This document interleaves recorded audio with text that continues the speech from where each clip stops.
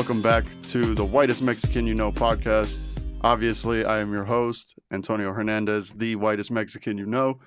Every week, or every episode, I try to have some of the best local Las Vegas comedians on, but today's a little bit different because I got my man Dick Salas coming out from LA, right? That's right, LA, man. Right, man. How do you like LA comedy out there? Dude, I'm not from the bougie part of LA, so let's just put that out there. Right. You know, I'm from the ghetto part. I don't know if you could tell.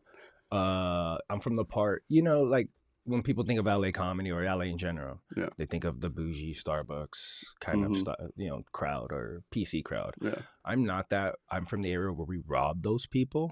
Nice. You know, we take their Starbucks gift cards and shit. I'm from East LA. Yeah. So I love the scene though. Good scene. Yeah. I'm more focused in outside of like the Hollywood LA scene. I do perform in Hollywood a lot and whatnot, but outside of LA, that is like probably, I don't know, hands down the best scene that I love it. I love it. We have a great scene out in LA County, Inland Empire area, Orange County. Okay.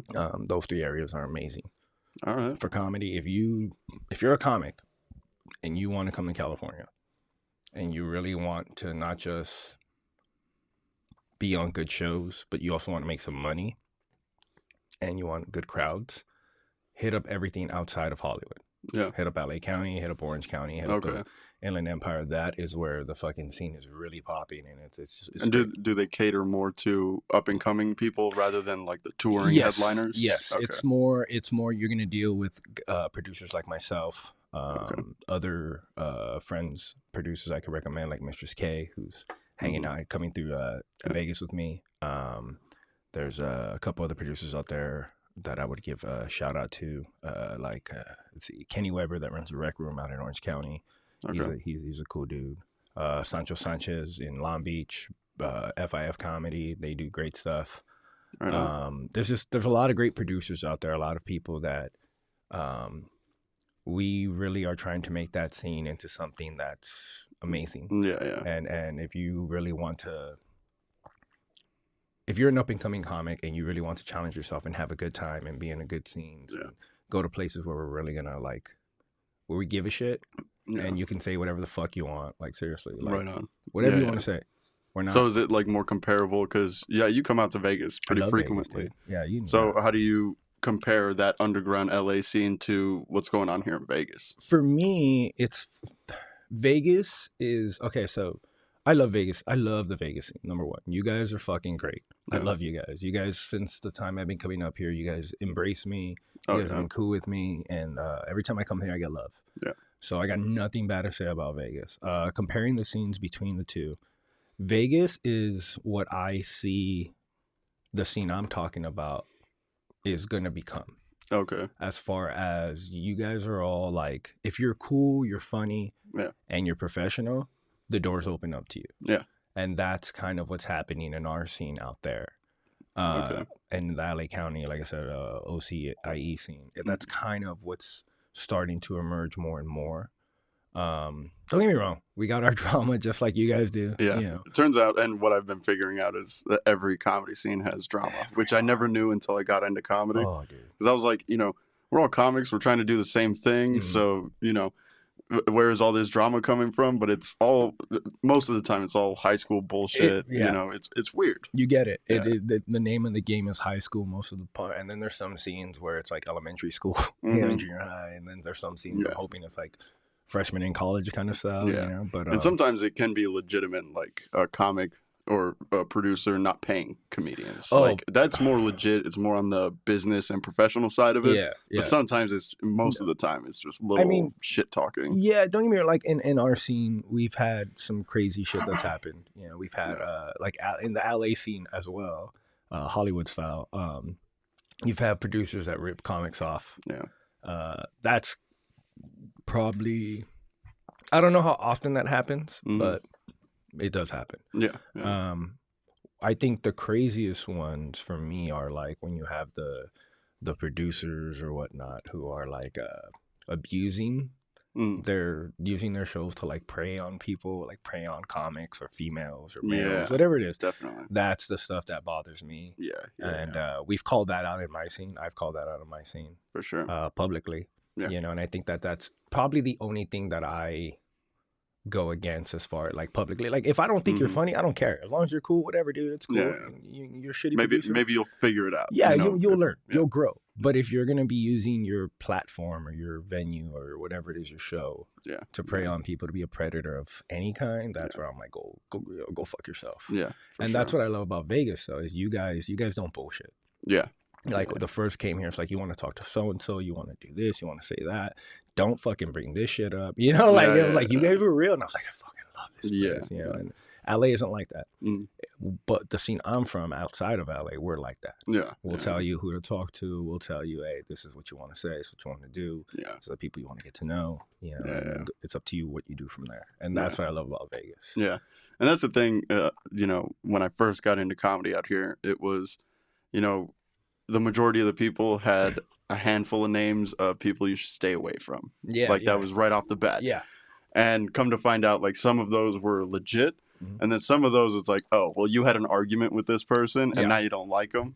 So you're telling me to stay away from them as a new comic. Right. You know, just because I met you first, you know, and it's ridiculous. Yeah, I take everything you always want to listen to and then you want to investigate yourself. You know, what I tell people is it doesn't matter what reputation somebody has with, you know, for me, what matters is how they interact with me and how they treat me and my own and how, you know, because I'm a mirror. That's what I tell people. I'm definitely a mirror. What you give me, I'm going to give you back double. Yeah. So if you give me respect, you give me love, you give me support, I'm going to give you that back.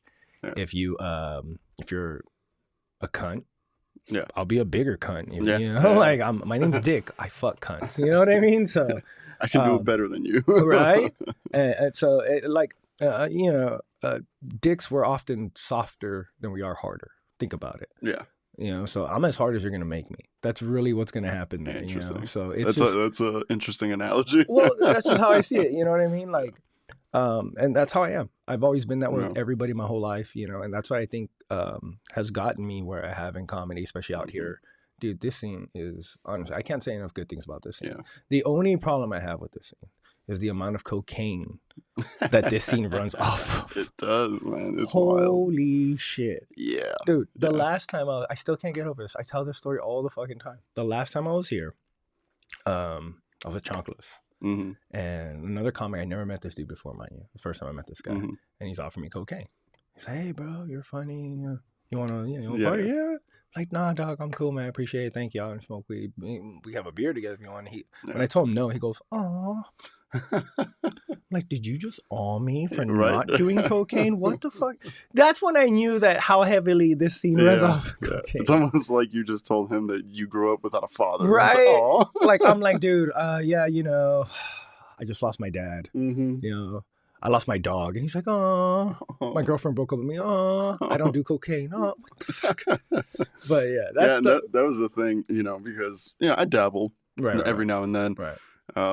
And that's when I found out how many comics out here actually fucking do it. And it started to blow my mind sometimes because some of them you could kind of tell. Oh, yeah. Other ones, I had no fucking idea. Yeah. And they're like, you know, I put it in my cigarette and I smoke it and this and that. I was like, dude, what the fuck? Yeah. Wait, what? Yeah.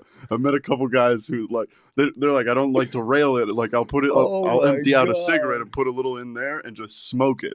And then smoke the rest of my cigarette. I was like, that's wild, dude.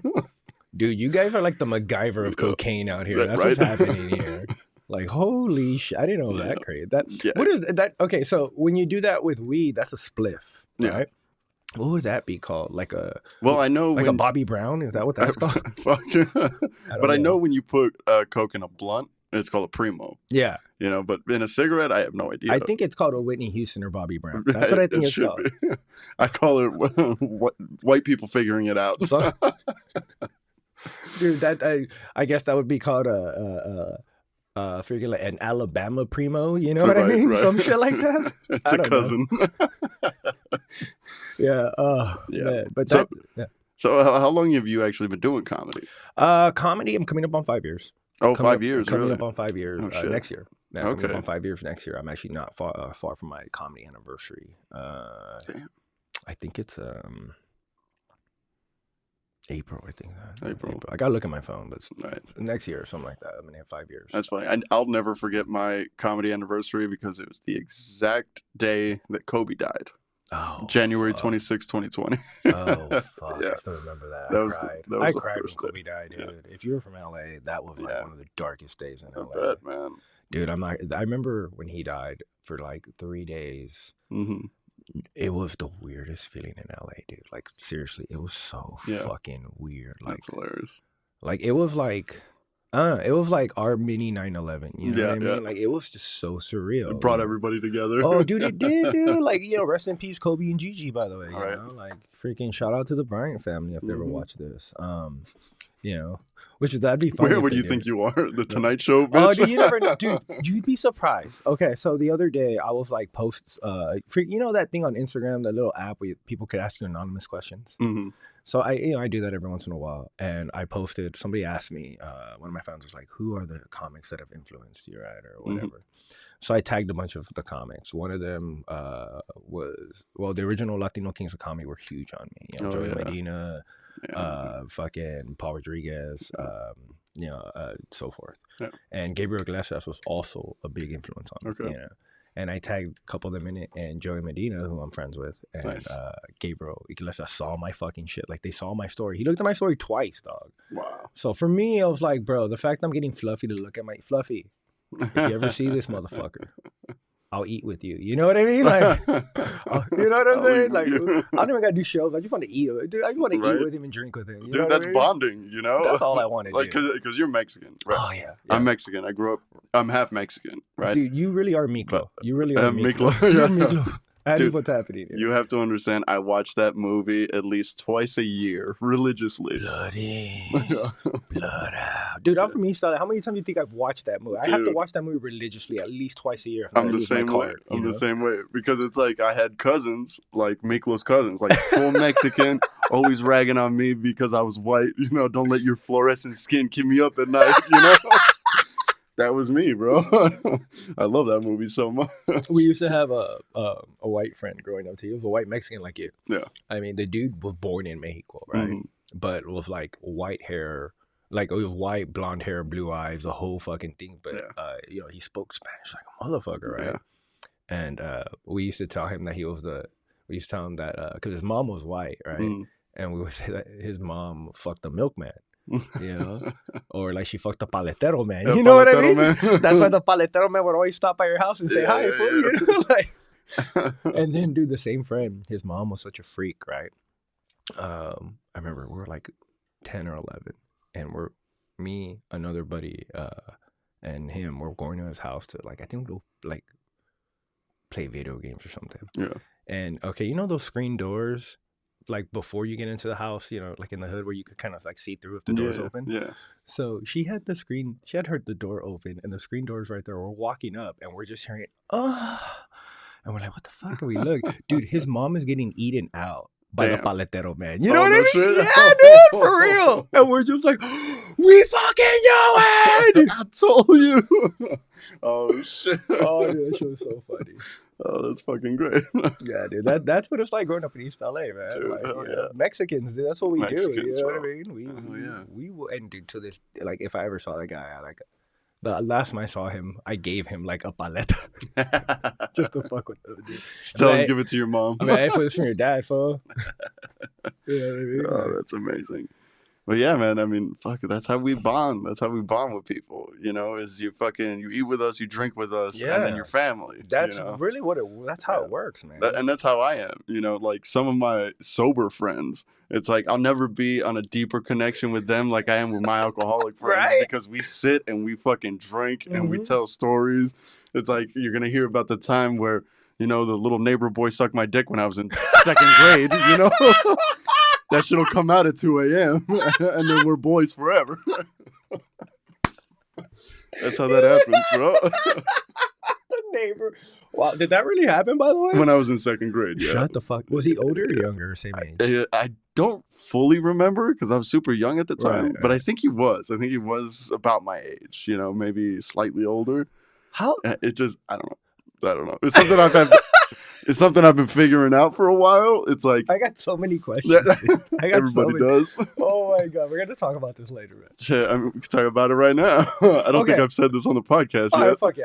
Okay, I'm gonna ask them because I need to know. How did this Just even... give me another beer Yeah, I and got we'll you, go down. I got you. I gotta do this. I'm like, fuck this. I need to know. Damn it! This is what this podcast always turns into. Is either I'm confessing something or my guest is I'll confessing tell you something. what, I'll confess something after this. All right? All I'll right. confess something after this. But I do got to know, and I'm pretty sure people are curious as well. All right. All right. How the fuck did this even come up? Like, where did he offer? Did you? What were you guys doing? To be honest, I don't know. Like I said, it was so long ago. Right, I was right, so right. young. Like Right. I don't know. I just remember it happening So okay. more than once. Fuck. More than once? Oh, Yeah. you So said it was one like- time. It was like what? Well, yeah. I mean, So how many but times it's did it happen? that I'm not sure. But it Definitely happened more than once. So are we talking like it was a common thing between you guys? It was just like a season that you But guys a kind of fucked season. around for? What was it? You got off season, on season? It's What like was football happening? season. Did you guys get trades or what was happening?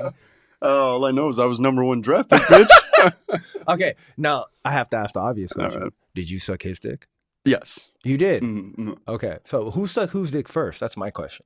I don't know. You don't remember? I don't remember it. I just remember it being a thing. You know what I mean? But And- it's not like vivid memories of, the shit going down. So how old were you about this? What, like 10? Second grade, so it had to have been like 8? 9? 8, something 7, like or 8. So, Yeah, okay. something like that. that? And then was this only in second grade? And then after what, third grade, you guys stopped? You guys Yeah, broke up or that's what? why it was like, it didn't happen all the time, but it happened a few times. You know what I mean? In second grade. In second grade. And I then- remember that was about the timeline. And then third grade, you guys broke up or what? Yeah. I mean, he was just wasn't my type. I like other dicks. I want to see other dicks. And that's But I make this, or I used to make this joke that, I don't like to watch black guys in my porn. It's like this whole thing about getting into the fantasy and Uh-huh.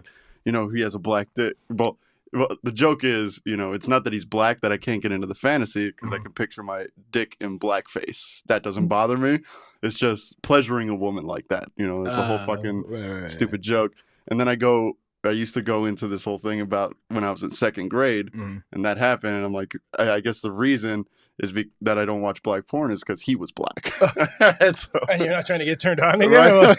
right? But it's this whole weird, I don't know, it's stupid. Wow. But yeah, I don't know. I don't know what it was. And the thing about it, this is why I love Jim Norton, Okay. because I battled with that for a long time. After remembering it, you start going through puberty, but you start thinking about like, Am I gay? that was a thing, Right, right, and right. so you kind of think about it. Mhm. And then I remember watching or listening to Jim Norton on Opie and Anthony. Okay. That old Yeah, radio yeah. show. It's still on. It's still on. No, Opie and Anthony is Oh, fucking they quit, huh? They long broke time up? ago. It was like Oh, 8 years ago. They fucking Dude, that's how much weed I smoked. Just so Yeah. you know. So I'm still stuck 8 years back. right. You're like, what fucking years?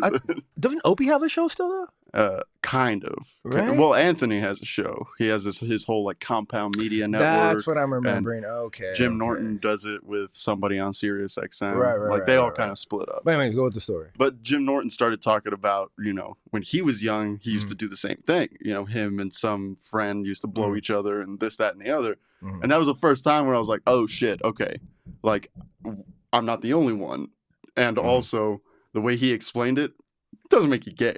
Like, kids explore. Right, you know what I right, mean? right, right. Because I did the same thing with some girl that was in my grade. Mhm. Like her and I, like we would go into the garage and fucking explore each other, and it was similar shit. Mhm. So it wasn't like I was gay or whatever or bisexual. You're It was just trying to figure shit out. just trying to figure shit out. Is that you?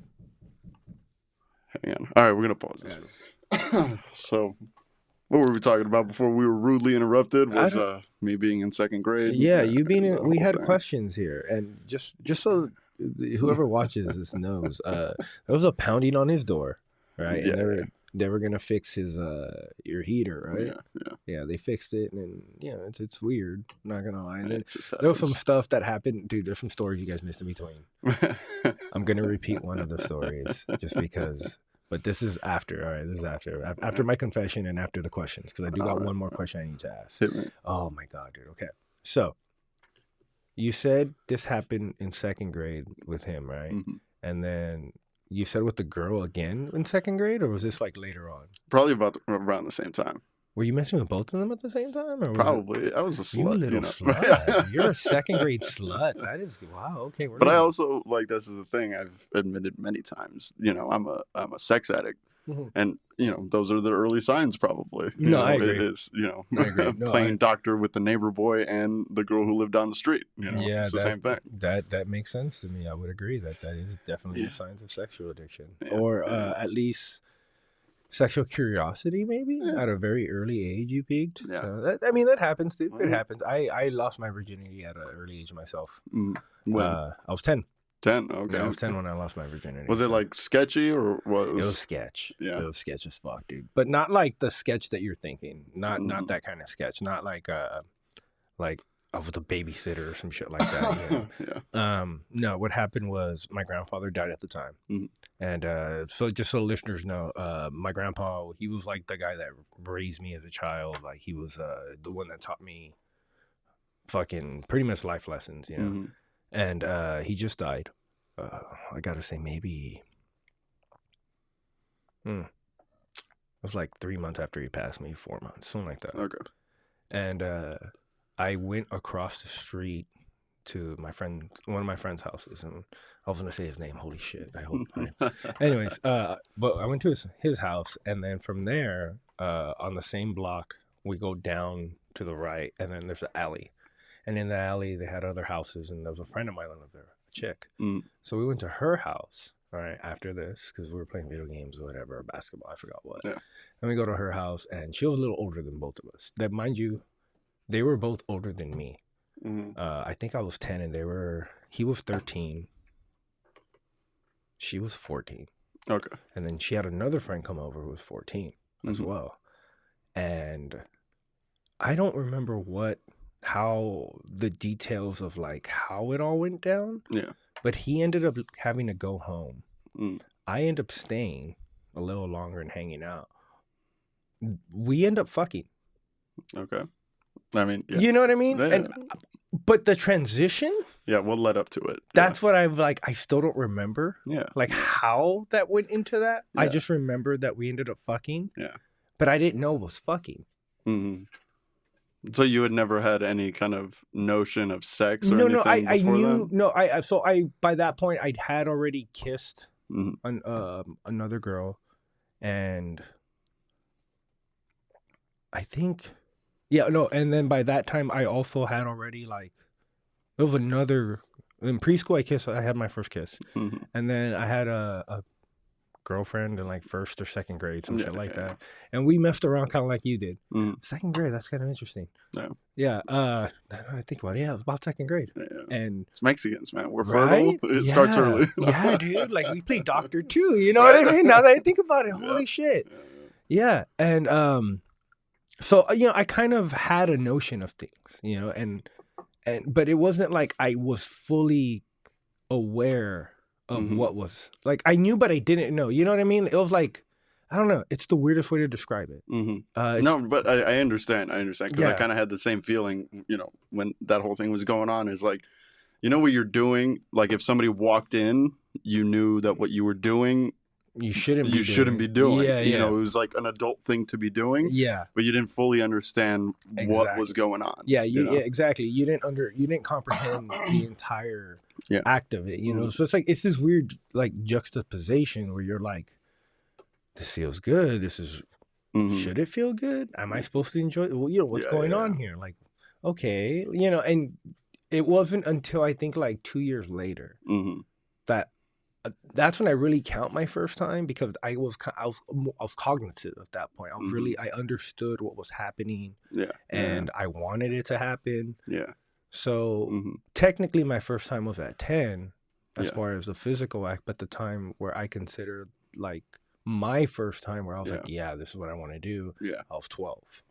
You know, Gotcha. and that was, I don't know, I've never told that. I've never said that on a podcast anytime where Nice. losing my virginity. Bro, so. I told you this fucking, it's something maybe about this room or it's about me that anytime I have I a think fucking, it's you, dog. anytime I have, because I'm such an open and honest person. Yeah. This is the thing about me is like, you'll never fucking catch me in something.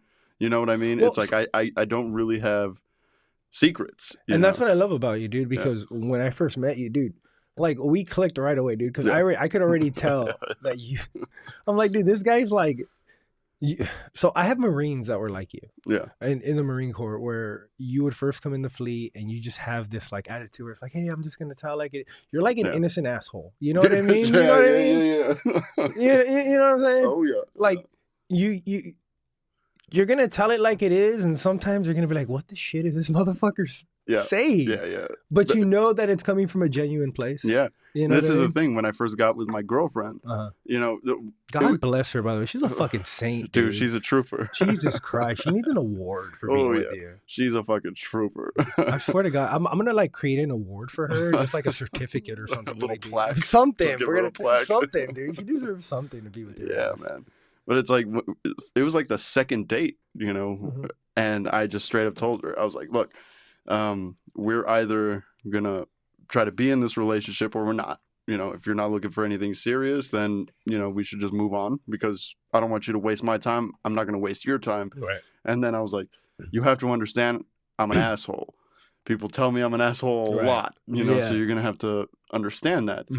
And then we date for 6 more months and she never really understood it. And she even brought it up to me periodically. She goes, you said you were an asshole, but you've always been great to me or whatever.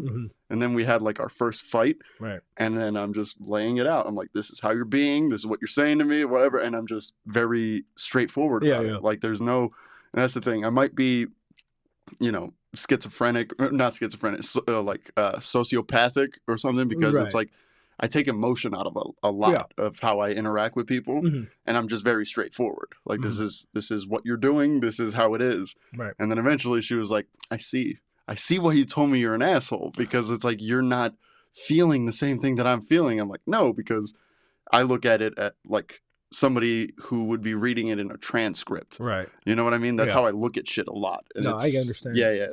It might be sociopathic. I don't know yet. No, so it is a sociopathic tendency, but a trait. But I think it'd be more like you sound more to me like you're like maybe borderline personality disorder. That seems maybe like BPD. I think would suit you more. Maybe like could be. It could even be honestly. To be honest, it may not even be a disorder. To be honest, you're just that guy. You know what I mean? Like because I'm also very self-aware. I'm very self-critical. Exactly. So I kind of hold people to the same standard that I hold myself at. I do the same. If I'm like crazy in my head about my behavior, then I'm going to be crazy in my head about your behavior. I do like, the same, bro. That's how I am. Same. Yeah, I do the same. So I'm diagnosed with bipolar and schizophrenia disorder. Oh, really? Yeah, but so and a few other things that are sprinkled into that motherfucker.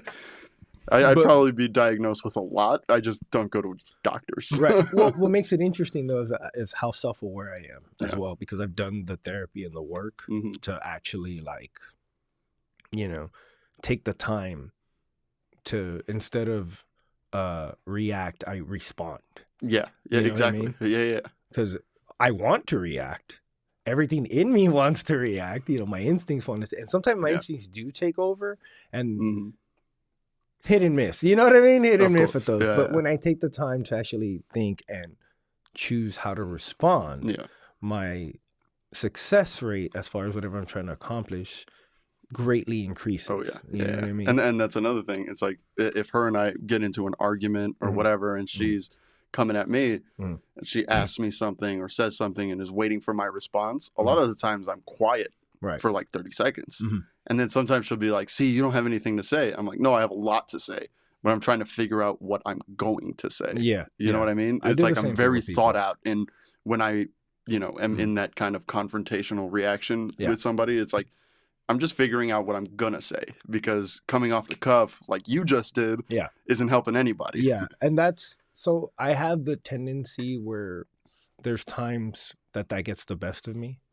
But typically I take the time to form my thoughts and to craft my response because Yeah. I don't want to be misunderstood. Yeah, exactly. I want to make sure, because today, dude, you said the wrong thing. Yeah. And motherfuckers take it the wrong way. Personally, I don't give a shit if you do or don't. Yeah, It doesn't bother me. Mhm. But the less headaches I got to deal with, For sure. the better kind of Yeah. thing. You know what I'm saying? Yeah.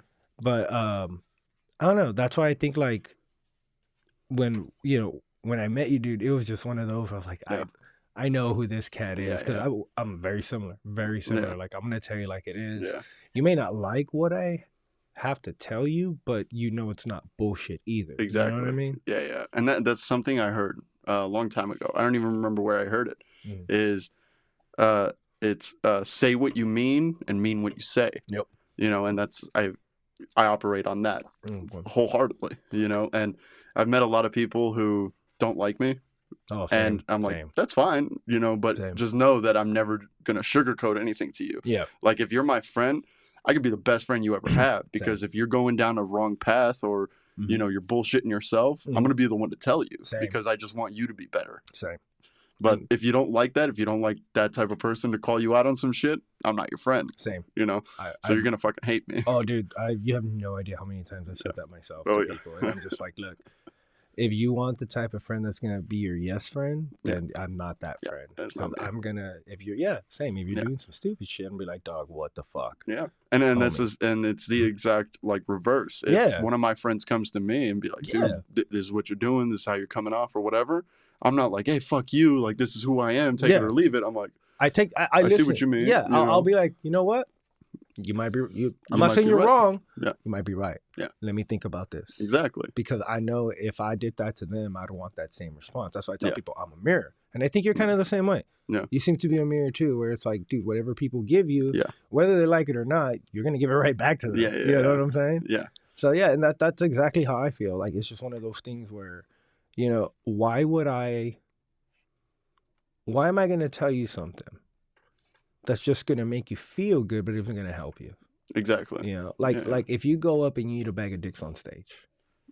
Yeah. The worst thing to tell someone is good shit, bro. Yeah. Hey, dog, good shit. Yeah. That was fucking dope. Mm-hmm. You killed it. Yeah. Don't fucking tell them that. Just be like, dog, come here. The fuck was that? Dude, I've been there. What's up, bro? Yeah, exactly. How does it feel? Hey, let's get a drink. You know what I mean? Yeah. And then be like, what? It's okay. So what happened? And then typically most what I've noticed with comics, and maybe I think you understand me here, where we get in our own heads too much. Oh yeah. We really do. Instead of being in the moment and understanding that we're the ones with the fucking microphone. Yeah. This is you got to be at home. Yeah. Act like you're at home. Act like you're with the homies at home and you're just shooting the shit for however long you're up there for. Yeah. And I notice the more I've been doing that, the better my sets have been going. For sure. The more I've been growing as a comic. Yeah. And that was the thing that, because I've been a fan of comedy my entire life. Same. And especially from, I guess my generation, I'm not sure how old you are. I'm 27. I'm 10 years older than you. Okay. So from my generation, when I was young, all these comics had podcasts. Yeah. So I would listen to their podcasts all the fucking time, and I would hear professional comics talking about finding your voice. Yeah. They would always say, find your voice, find your voice. And then I started comedy, and I was like, I'm speaking from my point of view. Yeah. I'm saying it the way I would say it. Mm-hmm. Like, what is finding your voice? Because I never figured it out until just recently, where it's like, it's talking to the homies. It's that comfortability that you have saying what you're saying. And I never really understood that, because all the examples I ever heard were, oh, this guy sounded like Dave Attell, or they sounded like this comic in their early years, and then started sounding like themselves, which I don't think I ever had. It's just I had more of a comfortability saying what I was saying, and that's more finding your voice. So how long have you been doing comedy for? What is it, like 2.5 years, something like that? 2 years, 2.5 years. Okay, just about. So for me, I think I don't know. Though I've been doing comedy for coming up on 5, I've been in entertainment a lot longer. Okay. In what aspects? Excuse me. Well, number one, music. That was like my bread and butter for a long time. Okay. Like I had long hair. I was in a band. Nice. My biggest band, we were the house band for the Whiskey a Go Go in Hollywood for a couple of years. Okay. And then from there, went to the military. Still kind of dabbled in music up until I even did music recently during the pandemic. I was in a band for about a year. We put out some songs on Spotify. Nice. It was fun. I Mhm. love music. Don't get me wrong. Music Yeah. has always been a huge part of my life. And to be honest, comedy, though I've always been a fan of stand-up comedy. I've Mhm. watched it. I've gone to shows throughout the years. I never actually considered it until I was in the military. Mhm.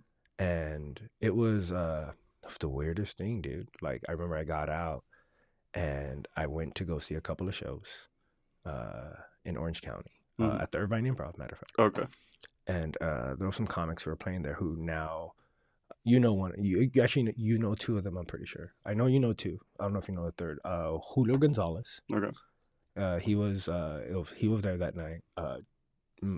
For Joshua Higuera Mhm. and Jen Murphy from LA. Okay. Right? They were so Josh was hosting, Julio was the feature, and Jen was the headliner. Right? Yeah. And I'm friends with all three now. Right? And me and Yeah. Josh are fucking super cool. Me Yeah. and Julio are so fucking cool. Me and Jen are cool. And I remember watching them. This is before I got into comedy. Mhm. And I watched them. And Josh, when he came out, he was in a boot because he just had surgery. He just like broke his leg or some Nice. shit, right? And I looking at this guy. He's talking about his army vet and blah, blah, blah. And I was like, then Julio went up there and then Joe went up there. And I was like, you know what? I can do this. Yeah. I think I can do this. Like, Interesting. I don't know what it was. Yeah. It was just something about seeing, because I've been to other shows before. Yeah. And I've seen other but there was something about seeing them Mhm. where I was like, you know what? I don't know. I think I can do this. Yeah. Right? And then about a week or two later, I was back at the Irvine Improv watching another show, and Cisco Duran was on the show. Mhm. And I'm a big Cisco Duran fan. You know, that dude's funny as fuck. Oh. I walk up to him after the show, and I was like, hey, I'm thinking about doing stand-up comedy. What would you, any advice? When you first get in, any advice? And he was like, just go do it, bro. Yeah. Just get up, get on the stage, and fucking do it. Yeah. And I was like, really? He's like, you'll know. And I was like, okay. So literally, like 2 days later, I was living in Orange County at the time, but I didn't know about the scene or anything like that, and I was Googling to try to find shit out. Yeah. And the closest mic I was able to find was in LA. It was at the Tao in LA, and that's the first place I ever did comedy at. And I remember I go in there and I sign up, and I was like number 9 or some shit like that, or 10. And I had a crazy fucking girlfriend at the time who I was with, and she went with me. And I still have the fucking set recorded, and oh my god, nice. It's abysmal. Oh, looking back, I'm just like, oh shit. Mine's on YouTube. My first set ever is on YouTube. Mine is on Facebook, bro. Yeah. You know what I mean? It's on Facebook. It's on fucking Instagram and all that shit. But I look at it now, and even then, I got laughs from the comics in the room, but I think it was those more like, because they could tell, I told them it was my first time, you know what I mean? That shit. Yeah. And the Tao's they're really supportive like that, really welcome. It's a great spot. Yeah. My issue is I didn't know, like when I signed up, they had rules there, right? They have rules like of things you can't joke about. Yeah.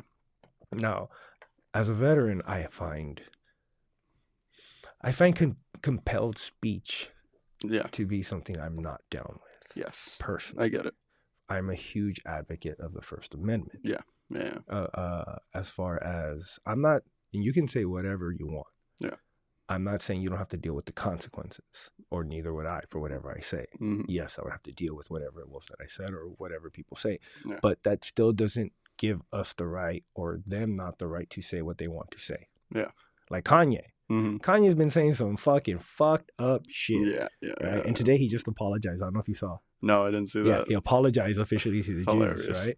But it's the most weird apology that I've ever heard in my fucking life, dog, because it made no sense. Is it kind of like dancing around it, or just... No, like imagine a schizophrenic, bipolar dude off his meds apologizing to you. And this is what the apology sounds like. He's like, you know what, I want to apologize to the Jews. And, sometimes it's just... I think about Saturn, and when I go down and I'm wearing the Yeezys in Chicago, there's a time where the monkeys were jumping on the tree, and I was like, wham, bam, thank you.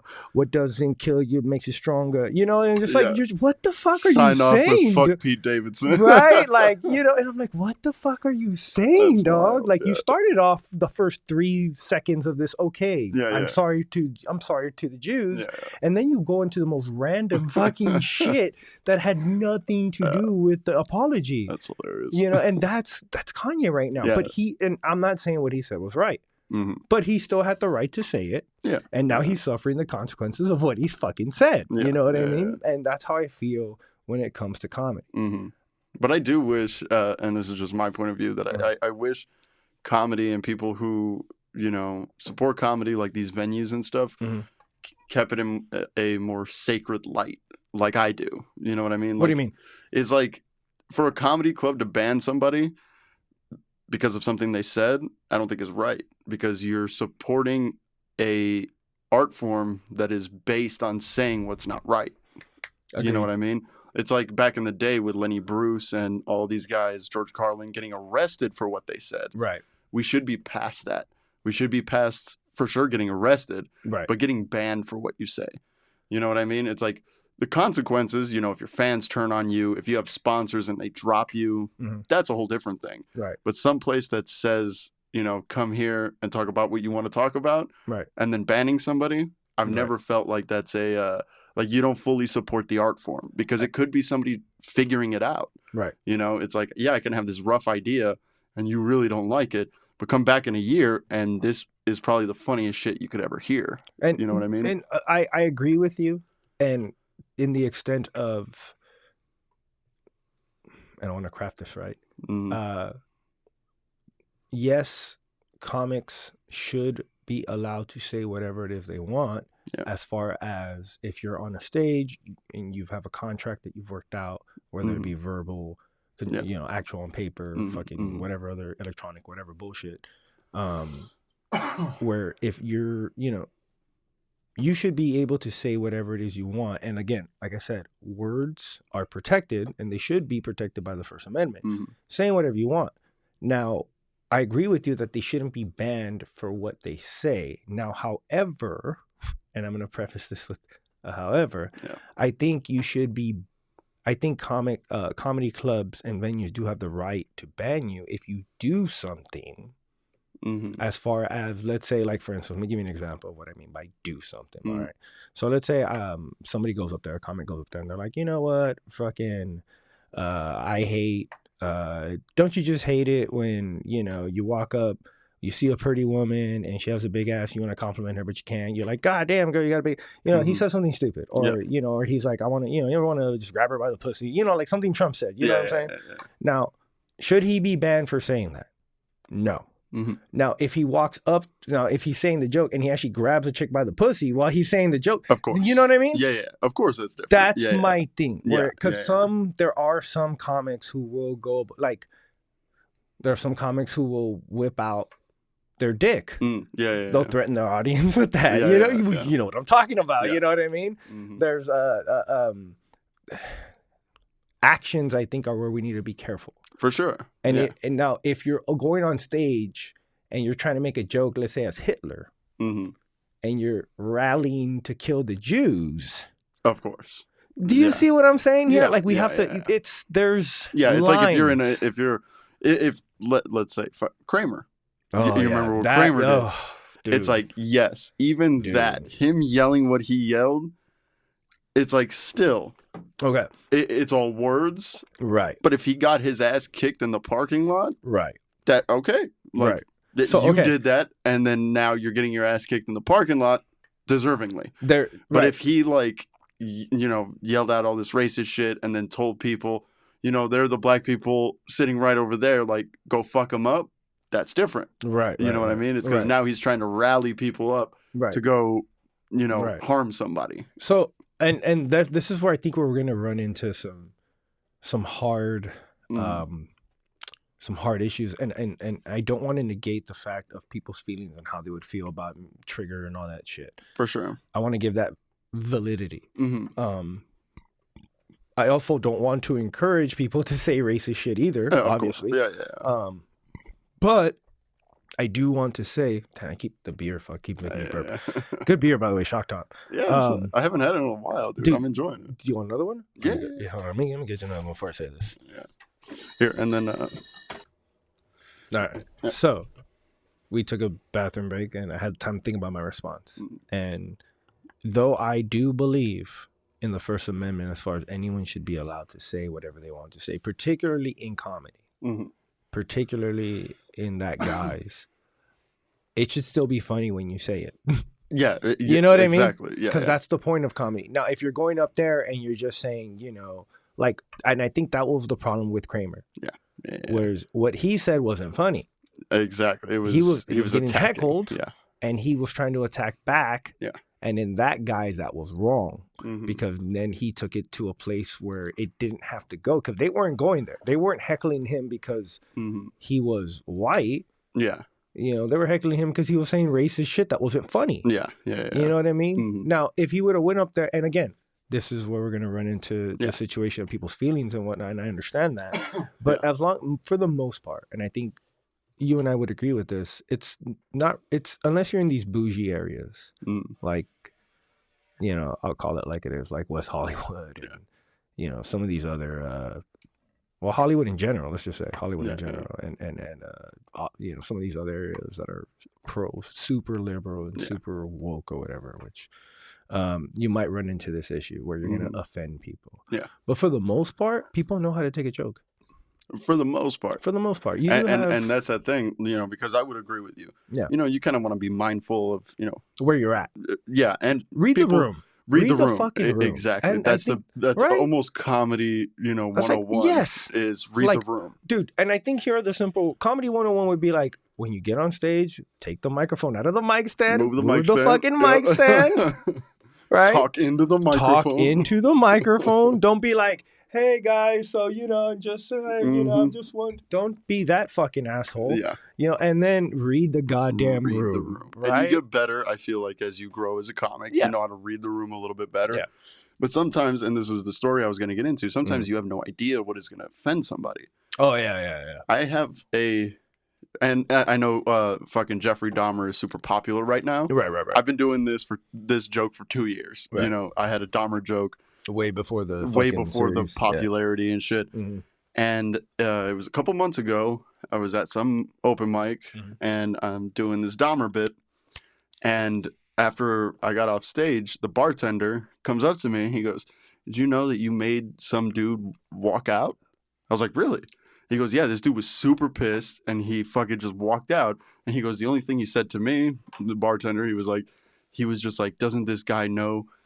Or no, he said, "This guy should be more considerate about who was affected by Dahmer." And then the bartender was like, "What do you mean?" He goes, "My dad lived like a block away from him when all this shit went down."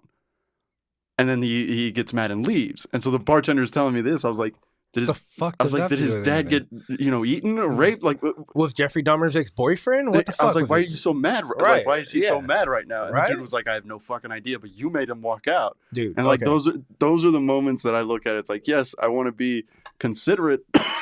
Well, okay. For the most part, and especially with the big things that affect a lot of people. Right. I want to be aware of that, but sometimes you just have no idea what's going to piss somebody off. Which I'm 100% with you on, and everyone is responsible for their own feelings, right? And I agree with. Yeah. That's called being an adult, but the problem nowadays that we're having is this entitlement thing, where everyone feels like their feelings are valid. Yeah. And let me be clear when I say this. Fuck your feelings. Yeah. All right. Your feelings are not valid. They're variables. They change all the time. All right. Just because you're offended today by something at this age doesn't mean you're going to be offended tomorrow, a year from now, 10 years from now. You're not going to have the same views. If you do, that means you didn't grow. Yeah. That means you're still a child.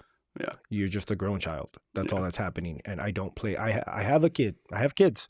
I have nieces, nephews. I have kids. You know what I'm saying? Yeah. I treat kids the way they need to be. Yeah. Like children. And, if they believe whatever they believe as a kid, they believe they're Sonic the Hedgehog, they're Sonic the fucking Hedgehog. Yeah. But if you're 27 and you still think you're Sonic the fucking Hedgehog, Yeah. we got issues, Yeah. bro. You know? It's like what, and exactly, it's like with people being super, what do you call it, sensitive and stuff like that. Yeah. It's like sometimes you just want to tell them, like, grow Right. the fuck up. Well, you know? I just like with the Sonic the Hedgehog thing. Right. If a 27-year-old came up to me and was like, "I'm Sonic the Hedgehog," I'm like, "Grow the fuck up." right. And that's what I want to tell some people who Well, are super sensitive about certain things. right. I understand trauma. I got my own trauma. Same. Everybody's suffered. Everybody. Right. You know, if somebody starts talking, you know, about something that touches home with me, it's like, all right, like you feel how you feel, and that's valid. Right. But don't make it their problem because they don't know you. Exactly. You know, they're not doing it to intentionally. You. Yeah. Right. Which, you know, it's funny because I had a joke. I haven't done it in a while, but I'm probably, I'm going to do it again soon. But, so it's a very touchy subject. And there's a reason why I did this joke. And before I say what the joke is about, it kind of has to do with the towel, but it also kind of has to do with my personal life, with my trauma, one of my traumas. So there's a rule where they say no rape jokes. Yeah. Right? Mm-hmm. I saw that and I was like, I'm going to come up with the rape joke. Yeah, of you course. know, because obviously that's just, right? Comedian mindset. Right? It's like, fuck you, say I can't, now I'm going to fucking do it, right? So I did. It's pretty good. Not going to lie. All right. Did the joke. I worked the joke for years. It's actually a really good joke. Yeah. And I remember I was doing it once at a mic I was producing, right? And another comic got offended. A comic, mind you. All right. Now, this particular comic didn't tell me, but they told one of my friends who was a co-producer with it and me. Yeah.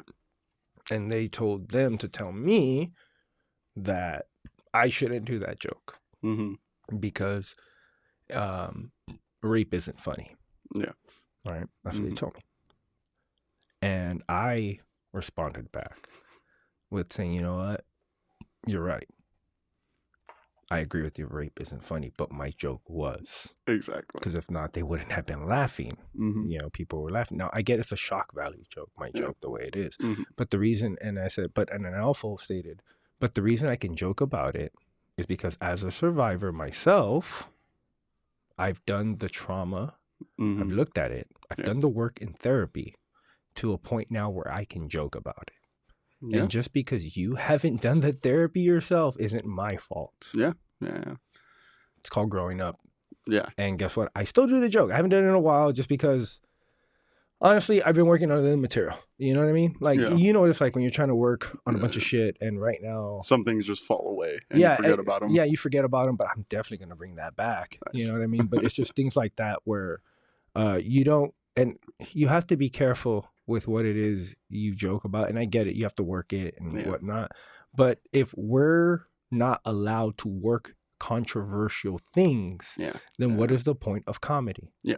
And it's like, okay, you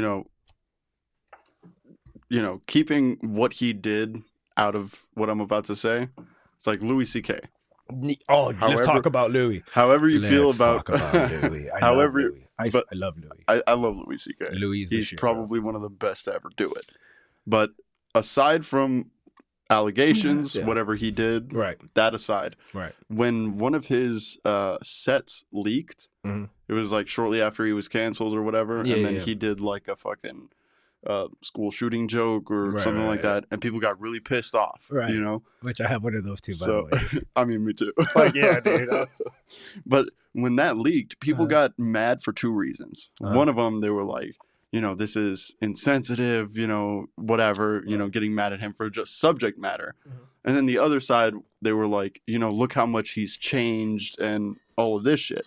And it's like both responses for me, it's like on one hand, it's like if you think he changed, you didn't really know who Louis C.K. was. You know, you weren't a fan if you think that that's outside of what he was doing, because that's on brand with him. Yeah. And on the other side, if you didn't like the subject matter and you didn't think it was funny, that was a leaked set. He could have been working on that joke. Yeah. Give it 6 months. It probably the best joke you ever heard. See, and that's something I think people don't understand about stand-up comedy. Yeah. And I'm hoping to have I'm hoping to get people to understand that part more of what you just said when it comes to stand-up. And this is what makes stand-up probably the most unique entertainment form of all of them. Because like I told you, I've done music, I've done acting, I've done directing. I'm a producer, you know, comic, host, you know what I mean? I've done so many fucking different, I've worked so many different hats. I'm a veteran, done so many shit.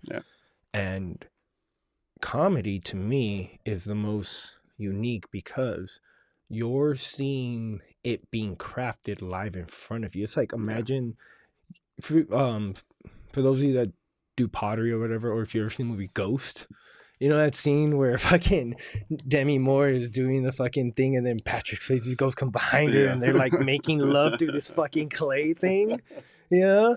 That's kind of what comedy is. You're seeing the process of this joke being crafted into something that's going to be amazing, and it's going to be funny and fucking crazy and make you laugh your ass off.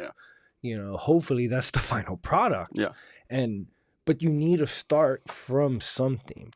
And if you need to start from that just wad of clay. That's right there. Like, that's right in front of you. You know, you need to find the right speed, the tempo, your fucking style, your voice into it. And there's so many variables that go into it, which is, it's different than music, because when you hear the song, they went through all that process, the band, the artist, they went through all that before you, with the producer and themselves and all this, before you hear it. They perfect, this is the final perfection. This is after all the bullshit you heard. Movies are the same way. That's why they have bloopers. Dancing's the same way. TV's the same way. Art. When you see paintings like this shit that you have here, which is fucking amazing, by the way. Like, this shit, you didn't see the stuff that when they were 7. Right. You know what I mean? Like, you know what I mean? Stick figures. This is mom, you know? This is dad. Like, you didn't see the one that they fucked up right here on coming up with, you know, with this Pink Floyd fucking shit, you know, which, by the way, awesome. You know, but you don't see that stuff. You don't see the imperfections. You see the final product. You hear, you taste whatever it is, food, you know, chefs. You didn't taste the burnt fucking dish they did before. You know what I mean? Like, that's what's unique about comedy. And if we are not allowed to make those mistakes, if we have to suffer unjustly because of our craft, then what is the point of our craft? You know what I mean? Because that's the entire point. Like, dude, I mean, think about like what you said with comics being arrested, like Lenny Bruce, George Carlin. Dude, George Carlin and Lenny Bruce are two of the greatest comics of all fucking time. George Carlin, I mean, let's be honest. Like, these guys, Richard Pryor, fucking all the greats, dog. Red Fox. You know what I mean? Like, these cats, had it not been like like George Carlin's album, I'm gonna go back to him. The 7 words you can't use on television, film, and radio. Dude, that shit changed the game. Richard Pryor cussing and dropping N-bombs.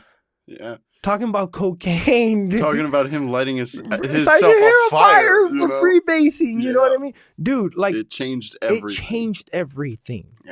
You know, and guess what? If they would have, and they suffered for that. They did. They suffered greatly. But just like, and I'm careful when I say this, but they were the pioneers of comedy. As far as suffering unjustly, and that was cancel culture back then. Only it was legal. But it was like by the law that they were getting and now fucked with. We have this social cancel culture that's decided to come together because of social media. And I've made the joke where I say, you know what, please cancel me. Matter of fact, the hashtag is cancel dick. And the reason I wanted to say that because I have debt. And that's the most I have right now. That's the one thing that I want them to cancel. So please cancel my fucking debt. I want to start over again. I want to be approved for some, for some credit cards and shit. Good luck. Right? You know what I mean? But dude, I don't give a fuck. I really don't care if you get offended by anything I say or any comic says. I honestly and I say this at my shows constantly. If you get offended by anything I say or anything any of the comics say, then I want you to come up to me. So I can laugh in your fucking face. You know, and that's what I love about certain people who produce shows and host shows out here. That they'll make that point where they go, if you're offended at, or if you're easily offended, or if you probably will get offended at anything that is said tonight, get the fuck out. Dude, Like, shout they're out to just Steve McNally on that shit, dude. And Lex Las Vegas, bro. Those two motherfuckers tell it like it is, homie. I Dude, love Steve McNally, Steve man. McNally He's has, the best. to me, that guy solidified himself with that. Yeah. When I was at, I did Rick's a while ago. I did it last night too, but a couple times ago where I went, I got booked for the show. I'm out there, and there was a comic. He's a Fremont Street comic. I'm gonna be careful with how I say this because I'm not trying to, fuck him up or throw him on the blood or whatever. Because I know you motherfuckers will know who I'm talking about. Yeah. But he started off the set with threatening the crowd to show his dick if they didn't laugh, because he typically tells jokes on Fremont Street in a thong, right? And bro, when I'm telling you, when you start off that way, right, it's like, what the fuck? And I'm not kidding you. There was this old dude on the back who I'm standing next to. He's sitting down, and he's just laughing for 5 minutes for nothing, just because he doesn't want to see this guy's dick. You know what I mean? Like, the guy could have been up there saying, like, and I was brushing my teeth, ha! You know what I mean? Like, just bullied him right? into laughing. He laughing. bullied the crowd into them laughing. And then what's the trip is I go to the bathroom, right, because I got to pee. Because he starts off talking about, shit, I hope I don't ruin his bits. But he starts off talking about how he's like a veteran of like 200 plus all guy orgies and shit. Oh, wow. Just all the, and he's going into graphic detail about these orgies, mind you. So, Stop. You're turning me on. Right? Dude, am I taking back to second grade or what? Oh, is that what's happening? So. His bunk beds. But no, so he's going into this, right? And so I go to the bathroom, I come back, and I guess they weren't laughing and he enough. Pulled it out. Yeah, because when I walk in, I literally see, my name's Dick. Hello. I was like, hey, neighbor, how you doing? What's going on, bro? And I like turn around and I walk out because fucking one of my buddies is out there. Josh, he showed up at, was getting a guest spot. He showed up and he's talking to another local comic. And I'm like, dude, go inside. He's like, what? I'm like, just go look, bro. I tell them both, just go look, dude. And they're like, all right, what the fuck? So they go in. Not even 30 seconds later, they turn around and Josh is like, what the fuck is happening? I'm like, I don't know. You have that moment of going, my name is your name. Your name is my name. Oh, dude. So but what was awesome though is the guy finished his set with it out. That's insane. And you know what, Steve?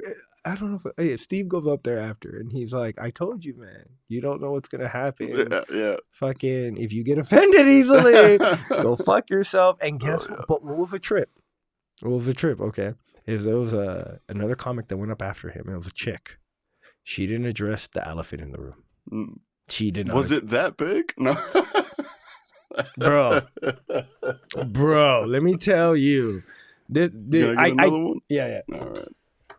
So let me tell you right now. Look, I ain't gonna shit on this dude. When it comes to I'll tell like it is, no homo. All right, no, because I'm from East Side. I gotta say no homo when I say this.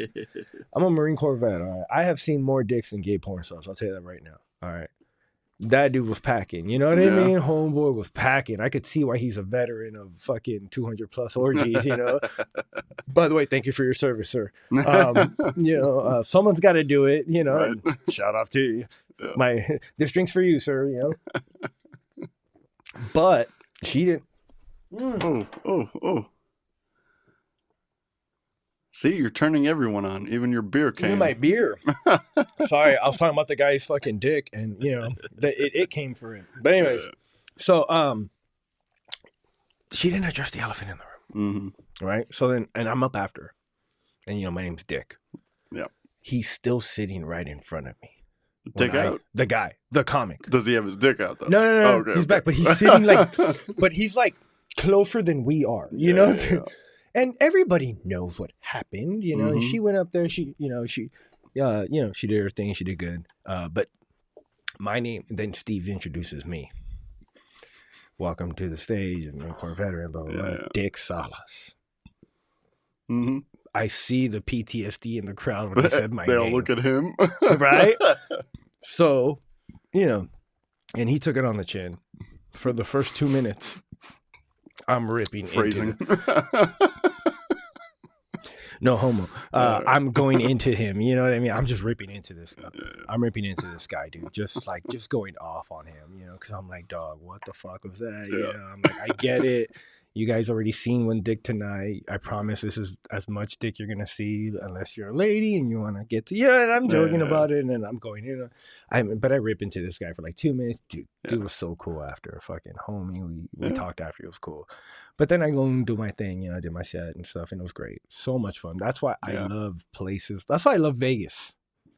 I love Vegas because you guys are about comedy. Yeah. And you will fucking fight for that shit tooth and nail. And I think LA needs to learn that. And it's also, there is a lot of politics out here. There know, is. but 100%. There is a good amount of, if you're fucking funny, you're gonna go places. And, you know, it's like it's based on merit. Yes. And we fucking grind out here. This is what I didn't realize. Like I just got back, like not even a week ago. I got back from being out in Texas for a month. What part of Texas?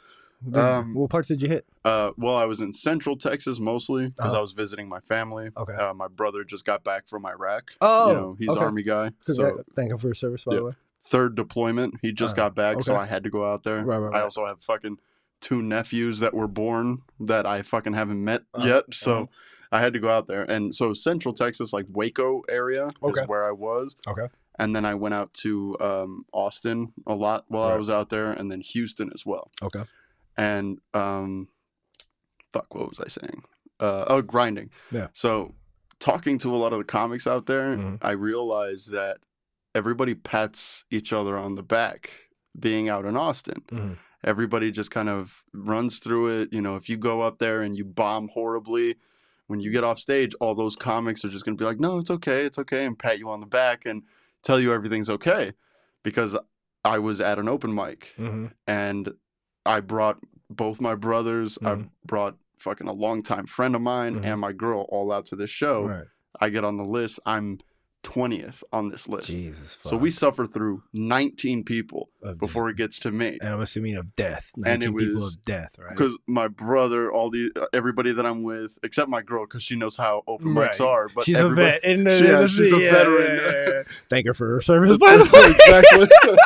Especially for being a non-comic, Jesus Christ. Oh yeah, right? Like I say, she's a professional audience member. Oh, dude. Because she has to be. Dude, she's under stripes. Oh bro. man, but you know, my brothers and my buddy, they're all looking at me like, when the fuck does this get funny? And like they want to kill themselves? Yeah, I was like, dude, they need therapy. Yeah, I was like, this is an open mic. It's going to be a long time. That's life. But I kept telling them because they had never seen me perform. In my 2.5 years, never seen me. So I kept telling them, just wait until I get up there. Just wait. Like, I promise I'm funny. I'll buy you around. Calm the fuck down.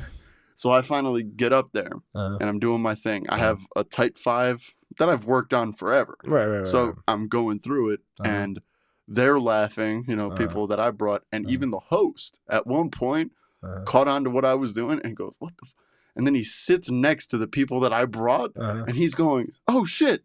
Oh goddamn, this dude has jokes. Oh, he has a whole set that he's prepared. And he's like talking me up to my people because he's so blown away by it. Okay. I get off stage. He offers me a paid spot at his showcase. Oh shit. Like 3 days later. Really? He goes, you got to come back. I'll pay you, you know, whatever, do 10 minutes. Okay. And then he's, you know, talking to everybody and he goes, and he's telling me, he's like, these motherfuckers, everybody pats each other on the back. They blow smoke up, you know, your ass and they tell you you're great when you're not. Right. He goes, that's why all these motherfuckers suck. And he's been in it for like 10 years or something. He goes, I watched Austin change. He goes, we had to grind. And then now it's so oversaturated and these new guys don't tell each other when they suck. Yeah. And he goes, so they're all patting each other on the back. He goes, I guarantee you in 5 years, none of these motherfuckers are going to be here. Yep. And I was like, it makes sense because in Vegas, people will tell you when you suck. Dog. And it's brutal out here. Dude. And that's why I'm so glad I got my start out here. Dude, no matter where I go after this, I'm so glad I got my start in Vegas. And I can't say I got my start in Vegas, obviously, because I did it. But what I can say about Vegas is Vegas has helped me grow in a way that has benefited me tremendously. This bet. scene out here. Because really honestly, I has. thought you had been in comedy a lot longer than you told me. How long You do you said- think I was in? If you don't mind me asking. I thought you were like 10 years in. Really? Yeah. Because Oh, I've seen you perform. Thank you. You I know, appreciate and it's like that comfortability, this, you know, charisma that you Yeah. have on stage. Yeah. I figured like super veteran on stage. Well, 5 technically, years yes. Technically, I'm a veteran on stage. on stage, and that makes sense. I am a veteran on stage. That I do have that. Like, I'm Yeah. not afraid of being on stage with a microphone in front of a Mhm. crowd. That is not what scares me. Yeah. You know, I get in my head too much, just like most comics do. Yeah. But I think that's what kind of gives me the edge, on top of the fact that I think because I'm a veteran as well. Mhm. Like, I know what real threats are. You know what I'm saying? You know what real stress is. Yeah, and I'm not saying that comedy isn't stressful, because it is. It is. But it's a different kind of stress. But my stress when I react to it is more I overthink, and instead of being in the moment and letting myself enjoy what it is I'm doing. Because for me, like I said, comedy is the most unique art form I've ever done, and I think there ever will be. I agree. Excuse me. Yeah. The closest to it would be improv. Oh, in my opinion, that's the closest. Not exactly the same, but it's the closest. Yeah. As far as like the process and the issues and whatnot, blah blah blah. But I think what makes comedy different from improv is with improv, it's constantly changing. You never really work the same stuff. You might have set characters, so to speak, where you put in said different scenarios, but for the most part, it's always a different type of beast, which I'm not taking anything away from at all. Fucking, there's some dope improv artists, comics out there, I guess. Improv comics, is that what they're called? I guess. I don't know what the fuck they're called. Improvists, whatever. I'm not trying to offend you guys, but if you get your feelings hurt, fuck you. Anyways, but there's a lot of dope ones. You know, Ryan Stiles, Colin Mockery, some of the famous ones. Yeah. Drew Carey was dope. You know what I mean? Yeah. Whose line kind of like put the stamp on improv? Dude, let's for be sure, honest, for sure, because it's so impressive dude, what they were doing. And even if it was like, because I know this about improv guys. Yeah. It's like sometimes it's the same with crowd work. Yeah. You know, you do enough crowd work, eventually you're gonna hit repeat shit. Yeah. So if you hit something and you've dealt with it before, you know where to go. Yeah. That's kind of how improv is as well. It's like sometimes you know where to go because of the prompts you're given. So but like, it's still impressive. In high school, I did improv for a couple of years. Okay. I was a thespian in high school, did plays, all that stuff. Yeah. And I was on the improv team for a while. So I do understand that aspect of it. And I appreciate it. I'm a fan of it, to be honest. But what makes stand-up, I think, different and unique to me is whereas in improv, that character or that joke or whatever, that's in the moment. You have to be in the moment. Yeah. Because if you don't, you're not going to be funny and you're going to eat a bag of dicks. And I've seen improvists eat a bag of dicks on stage. Don't get me wrong, too. Yeah. But for the most part, they can tap into the moment a lot more. And it's easier because they have to. Over comics, we get in our head so much about our set because we want to hit all these jokes. We want to get through all this shit, you know what I mean? Or whatever the fuck it is. Yeah. And life's in our head, and then all this stuff, and then we're drunk or we're fucking on cocaine or whatever the fuck it is. We're high on edibles like me, you know, or whatever the fuck it is. Like, there's all these influences that play, and sometimes you could see the most beautiful train wreck ever happen in front of you. Or you could just see something that's like the equivalent of the Sistine Chapel happen in front of you, you know, with some of the greats, you know what I mean? Yeah. So, and it's one of those where I think that's what makes comedy unique, because even some of the big names, like Bill Burr. Bill Burr got booed. Remember? The Philadelphia incident. Dude, as comics, that is one of the most, that's like the golden, that's like one of the golden chalices. It so fucking well. That to me. Fuck you. He just rags on Philadelphia for like 10 minutes. And then he counts down the minute. He goes, nine more minutes. And then he keeps going. Dude, 8 more minutes. Oh my God. That to me, that's what makes him to me one of the greatest to do this. Yeah, for sure. Because he knew he was eating. How self-aware do you have to be in front of a crowd in Philadelphia as a redhead white dude? Talking shit the way he is. You know what I mean? Like, think about what he's doing. And like, he didn't turn the entire crowd around because they were still booing, but as he's going in, you hear a lot of the crowd laughing. And then it ended up being like at the end, like when he's like 2-3 minutes down, it was like a 50-50 split by that point. Yeah, you know what I mean? It's it was like an Apollo. It was like when Rocky fought fucking Ivan Drago in Rocky 4. You know what I mean? Where at first Rocky, he's starting the fight and everyone's rooting for Drago. He's getting booed, you know? Yeah. And then as the fight progresses, he earns the respect of the people. Yeah. Dude, Bill Burr is Rocky. Yeah. You know, he's the Rocky of comedy. Oh, yeah. You know, like he fucking went through it, dude. He went 15 rounds with those motherfuckers. Yeah. You know what I mean? Exactly. And he came out on top. Oh man. And that to me is what makes comedy beautiful. Yeah.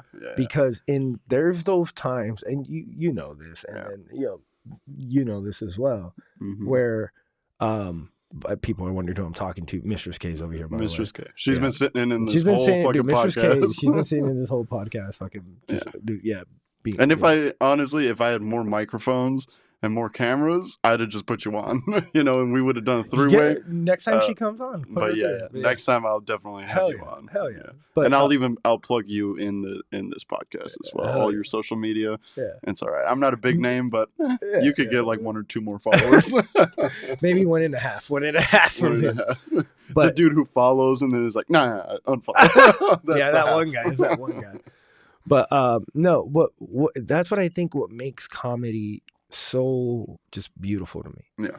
And it's like we've experienced those bombs, right? Those bombs where you're just like, not only that you were in, but that you've witnessed. That were so it's almost epic, like an out-of-body experience. Right? That were just so like, oh my God, It's right? like at a certain point, you just left your body and then you're looking at you and the crowd and you're like, what fuck is happening right now? And those are the ones, and then, dude, because I've had those a couple of times. I remember there's been comics in the back and I see them dying. Yeah. Because at first I didn't get it. I didn't get why they were laughing. It's always funny to watch somebody bomb. And then when I'm watching, like, as the longer I've been in this game and I'm watching this, and because I produce a lot of shows and I see them and I see it happening, now I get it. Yeah. But that's where you learn. That's where you learn if this is for you or not. That's where you learn. And I think it's like, when you die, you have when you were born, and then you have the day, the year where you died. The year you're born, the year you died. And that arrow stick. That's what represents your life. You know what I mean? And that to me is kind of like with comedy. It's that aristic that we enjoy. That is the grind. That is the realness of comedy. You know what I mean? And that's what I love about Vegas. Yeah. Because you guys, every time I've come out here, dude, like if I've eaten dicks, you motherfuckers will tell me, like, dog, we've seen you do better. What the fuck? What the fuck was that, homie? Yeah. And then when I've done shit where you're like, dog, what the fuck, dude? That shit was like, oh my God, what the fuck? You know what I mean? Like, dog, that's the shit that's what we knew you can do. You need to keep doing that. And that to me that's what makes you guys great. That's what I love this scene, is because you guys legitimately won't bullshit a motherfucker. Yeah. But as long as they're real. Yeah. And we gotta trust you. Yeah, but you gotta earn your stripes in the scene. Yeah. You really do. And I like the fact too that you guys don't just do that for, it's not just I get comedy is a guys club. But you guys give that. Vegas is unique in the sense of you guys get everybody, dude. Oh yeah. You guys get everybody of every walk, shade in life, and as long as you're cool, you're professional, and you're funny, and you treat you're willing to fucking earn your stripes. Yeah. Do the things the way, the right way. Yeah. Dude, Vegas, I recommend it, bro. If you're a comic, come through. I love Vegas, man. It's like I'm thinking about leaving soon because I want to be closer to family. I have a question about the scene. Go for it. Because you're in it. Outsiders. How do you guys feel about us? Outsiders? Yeah, the outsiders as a whole. Like, be funny. Really? That's legitimately what it is. It's like I have buddies. My buddy Brandon Dolly, he's a Texas guy. He's been hitting me up tonight because I'm supposed to drive him and his buddy out to a couple of mics tonight. And so he's been hitting me up. I knew nothing about Brandon Dolly when he first started coming around the scene. Right, because he's from Texas. He comes out here like twice a year. But I saw him. He's funny. And now anytime he comes into town, he gets booked so that I know when he performs in front of people, even if I'm not there, not saying that I'm a factor, but like I think he's funny, but that other people think he's funny. Right. Now he comes around and he gets booked. Well, that's what you know what I mean? Happened with me. Exactly. So as long as you're funny, people will love you. See, and that's what I think is what I love about the scene, and that's what's happening out in our scene that I was talking about, where it's the same. As long as you're funny, you're cool, you're professional, you promote the show, you know what I mean? Like, you do your part. Because I won't get into names right now, but there are a few comics in Vegas scene that haven't been doing it as long as I have, and I'm only 2.5 years in. I'm still a baby in this, but they even less, that they have an overinflated ego. Oh, Jesus. So they think they should be farther in comedy than they actually should be. It's like me. If you ask me, let's say you're producing a show, you come up to me and you go, "You're funny. How much time can you do?" 2.5 years in, I'll go tight 10 minutes. Loose, if you want me to, I can do 15. I can still make it enjoyable and still funny. I can stretch to a 15 if I want. But comfortably 10. Hitting all what I want to hit, 10 minutes. See, and there were some people who have been doing it about a year and a half, who I have seen not be able to complete a 5-minute that they'll tell you they have 30. Yeah, I know. And that's the craziest shit. Yeah, that's the craziest shit to me. That's not just a Vegas thing, trust me. No, I get it, but it's like these people, because they're in Vegas, they can get people who they buddy up with, and those people who they buddy up with will give them those opportunities to do a 30 or whatever, not knowing that they struggle on a 5 or a 7. You know what I mean? That's just terrible. And it's like, but being the kind of guy I am, being very self-aware. Even my girlfriend told me, stop underselling yourself. You can do a solid 15. And I was like, I know. But I'm more comfortable with the 10. So I'll be real and I'll tell you a 10. No, and that's what I love about you. You know, honestly, that's how self-aware you are. And that's what I love about the scene, where if you're real, because I did the same thing when I first came through. You know, I was self-aware of where I was. I told people, you know what, like, I got guest spots the first time I came out here.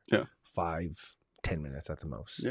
And all I did was, I was grateful for those 5-10 minutes. And in those 5-10 minutes, I just did my thing. And because I did that, and I was, you know, I fucking am the way I am. You know the way I am.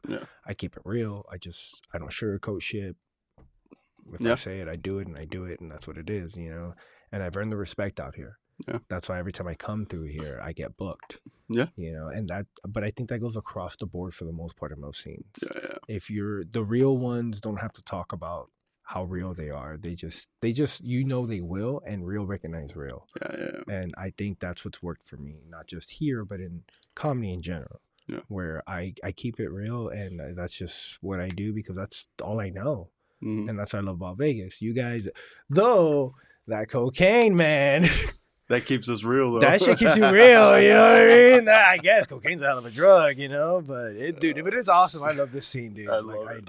It's a dope ass scene. Give me 1 second. I do have a story. Okay. So we took a break because we both had to pee, and we forgot what the fuck we were talking about. That's but fine. I'll remember it while I'm editing this.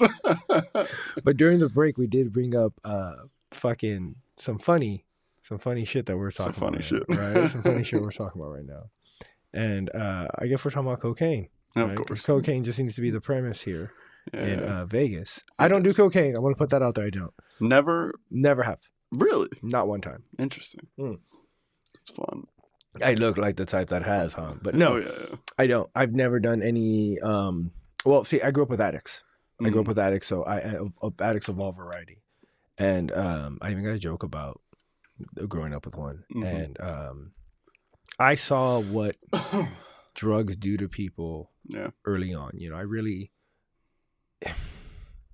you know, I saw the way it does. And I never understood why you would do something that's meant to make you feel good, but if you do too much of it, would kill you. I never grasped that concept, which is why I only smoke marijuana or eat edibles, because you can't OD from it. You're just going to go to sleep for a while and wake up really fucking hungry.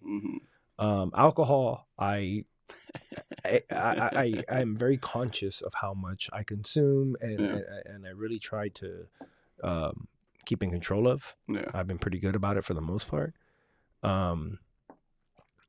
So I guess that's why I constantly when I see people doing all these drugs and shit, and this is how I know I would never do cocaine, because I'm at the Whiskey.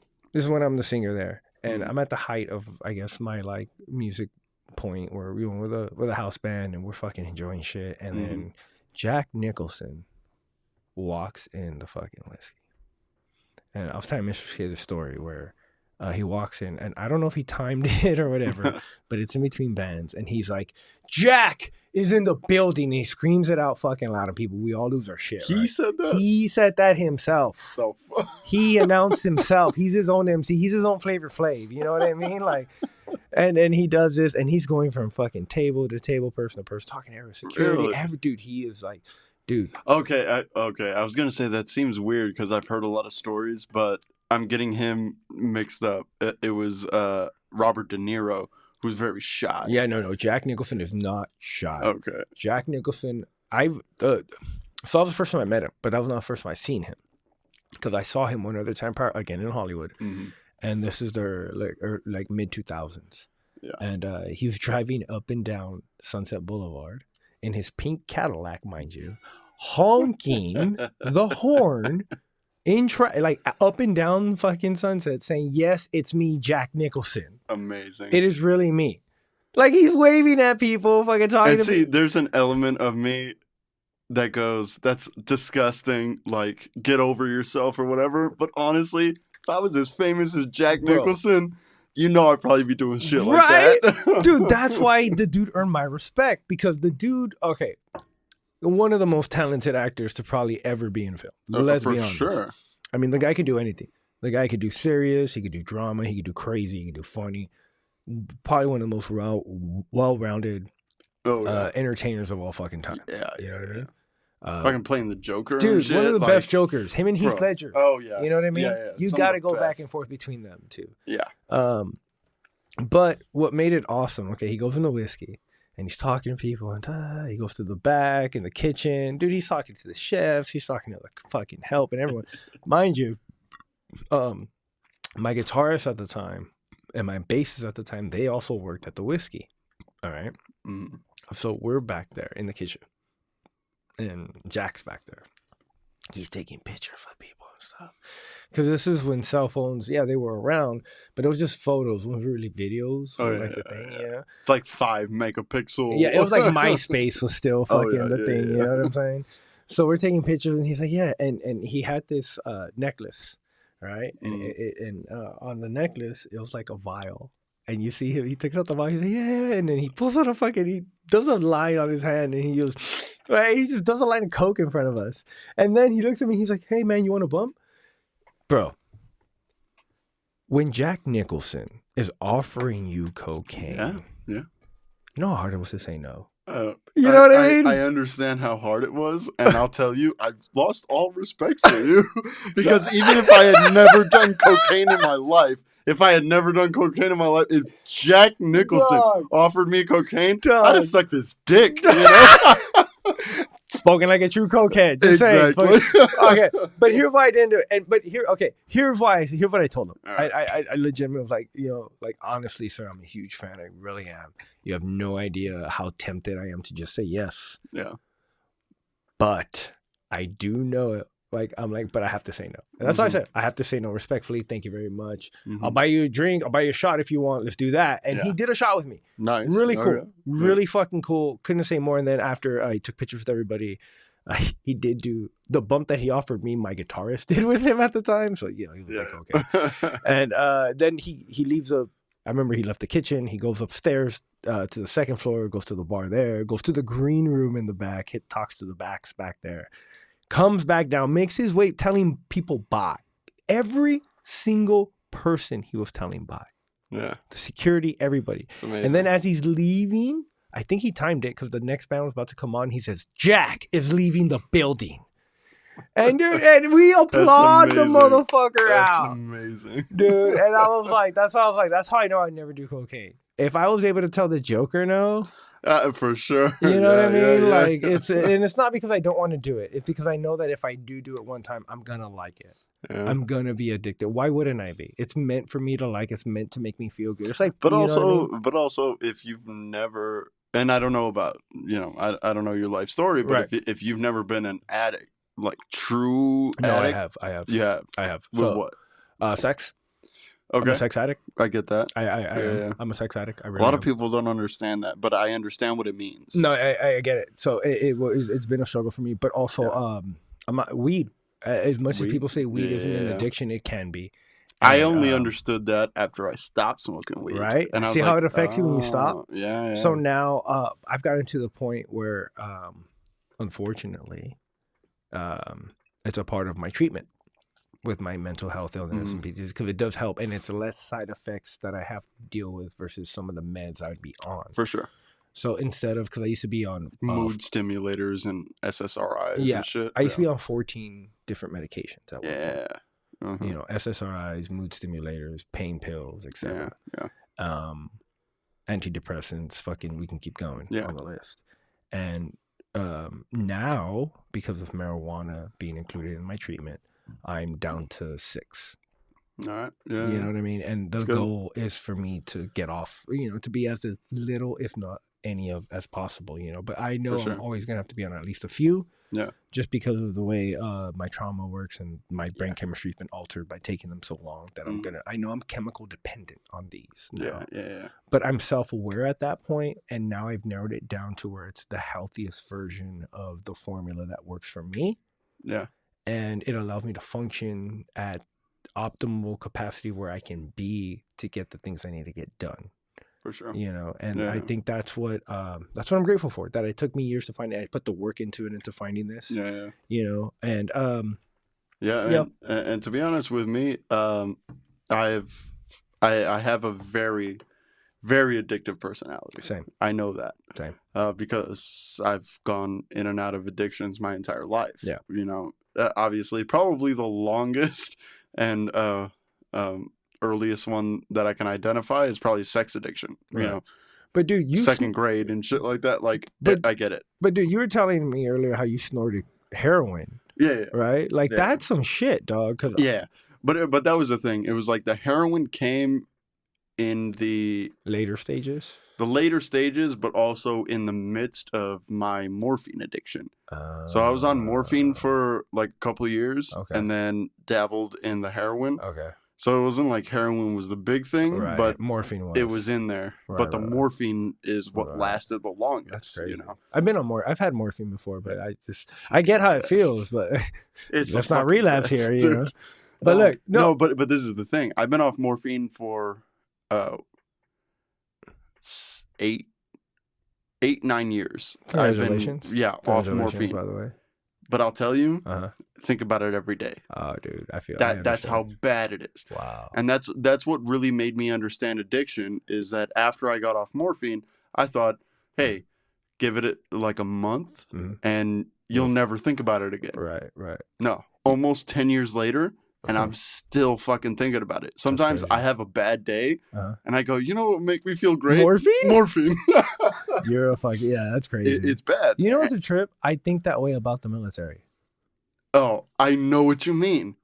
Because of my brother. I think that way about the Marine Corps. Like, there's sometimes where I'm like, you know what? Like, there's sometimes people will piss me off. Or something will happen. And I'm like, you know what? This is the Marine Corps. That's really funny because I know exactly what you mean. Because my older brother's the same way. Like I said, he's Army guy. Yeah. Just got back from his 3rd tour. Dude, he was just in Iraq, but he volunteered. Yeah. For all 3 of his deployments. That's dope. That's fucking After the first one, he was just like, they needed people. I wanted to serve my country, so this is how I serve my country. I think he went to Afghanistan the first time, and then he comes back. Right.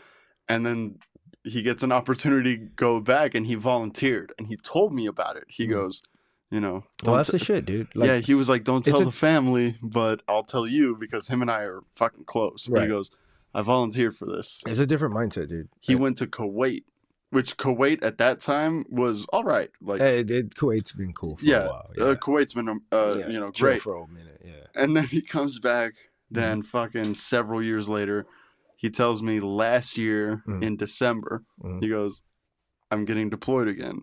And I was like, "Are you getting deployed Or again, you or choosing? Yeah. are you choosing to get Hey, he told deployed you I again?" chose, right? And then he goes, "Don't tell my wife." Dude. He goes, "Don't tell my wife." And I was like, "Cocksucker, stop Dude. volunteering for this shit." Dude. So I tried to deploy twice. Right, I did, and the first time, the only reason I didn't is because I got hit by a car on base. Oh, on Yeah. base? Yeah, I was literally about to start my pre-deployment leave. Like, no shit. a couple days, like I think not even like 2 days later, I'm gonna start it. And I'm crossing the street, saluting an officer, and in the Marine Corps, I don't know about the other branches, but you can't cut your salute until the officer does. And then the car just fucking hit me, and yeah, it was fun. It was a fun time, right? Yeah. And then I healed up. All right, it took me like about a year to heal up from those injuries, and I tried to deploy again with another company. I even had a big time officer who, and for veterans, if they hear this, of a 06, it was a colonel. Yeah. A full bird. Yeah. This dude has power. He's like right below generals. Yeah. Literally, right? He went to my shop, asked for me specifically, and they told him no. Because I was integral to the mission or whatever fucking bullshit. Yeah. And you know, I always struggled with that. I struggled with the fact because there were some buddies on deployments, like on that first deployment. That was a hard deployment, and you know, veterans know what I mean by that when we say hard deployment. You know, there's a couple buddies I lost on that one. Yeah. And yeah, it's just one of those where you struggle with that for a while. And I think that's what comedy has provided an outlet for me, where all the struggles I've had, as far as not just my vet stuff, but you know, from growing up in East LA, growing up the way I did, the choices I made.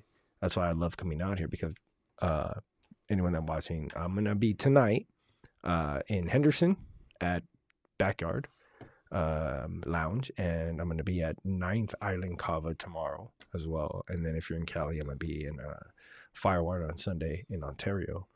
But comedy has provided therapy for me.